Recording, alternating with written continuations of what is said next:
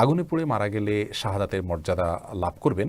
নবী করিম সাল্লাল্লাহু আলাইহি ওয়াসাল্লাম বিভিন্ন হাদিসে শাহাদাতের মর্যাদা লাভ করবে এরকম ব্যক্তিদের প্রকার উল্লেখ করা আছে। কোনো কোনো হাদিসে আসছে যে শাহিদ ও খামসুন, 5 ব্যক্তি শাহাদাতের মর্যাদা লাভ করবে। এর ভিতরে নবী করিম সাল্লাল্লাহু আলাইহি ওয়াসাল্লাম বলেছেন যিনি আগুনে পুড়ে মারা যান তার কথা। তেমনিভাবে পানিতে ডুবে মারা যান, কোনো কিছু নিচে চাপা পড়ে মারা যান, এই ব্যক্তিকে নবী করিম সাল্লাল্লাহু আলাইহি ওয়াসাল্লাম শহীদের মর্যাদা পাবেন বলে বলেছেন। পেটের পীড়া মারা গেছেন তাদের জন্য বলেছেন। আবু দাউদের একটা হাদিসে আসছে ওয়াসাহিবুল হারিকি শহীদ, যে ব্যক্তি আগুনে পুড়ে মারা গেলেন তিনি শহীদ হবেন, অর্থাৎ শহীদের মর্যাদা পাবেন।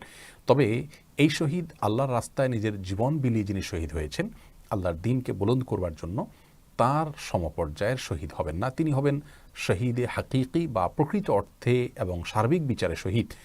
আর এভাবে যারা মৃত্যুবরণ করেন তারা হলেন হুকমান শহীদ, অর্থাৎ বিধানগতভাবে তাদেরকে শহীদ বলা হবে।